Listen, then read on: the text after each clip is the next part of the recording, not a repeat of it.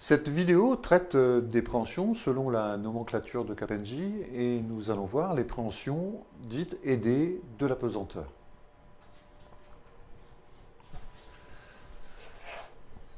Dans d'autres vidéos, nous avons vu que les préhensions nous servaient à maintenir des objets ou à actionner des objets. C'est le cas des préhensions action. Mais la main peut également nous servir à soutenir des objets ou à contenir des choses comme des éléments solides ou des éléments liquides. C'est ce que KPMG appelle les préhensions aidées par la pesanteur. Premier type de préhension aidée par la pesanteur, lorsque l'on tient une assiette. Lorsque l'on tient une assiette, c'est une préhension, mais effectivement, c'est la pesanteur, l'effet de pesanteur qui permet à cet objet de tenir dans ma main. La fonction principale requise pour assurer le maintien de cet objet sur l'extrémité de mes doigts ou dans ma main, c'est bien sûr ma supination, la supination complète de l'avant-bras, puisque en cas de déficit de cette supination, bien sûr, je ne peux pas maintenir l'objet qui aura tendance à glisser sous l'effet de pesanteur.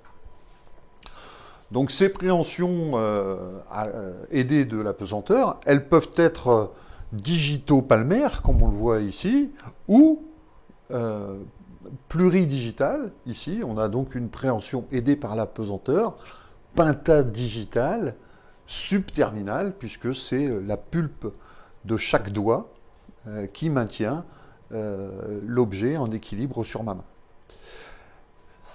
Sur cet exemple, on voit particulièrement l'importance de l'abduction des différents doigts, abduction du pouce, abduction du 5e doigt, abduction de l'index et relative abduction du 4e doigt.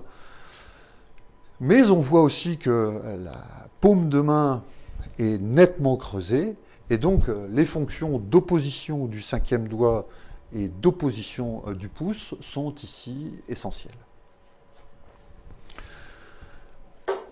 Deuxième type de préhension aidée par la pesanteur, c'est lorsque vous voulez contenir du sable, du sel, des nouilles, de l'eau à la fontaine pour boire. Et dans ce cas-là, la main sert de réceptacle. Elle va servir de réceptacle à la matière que vous souhaitez contenir.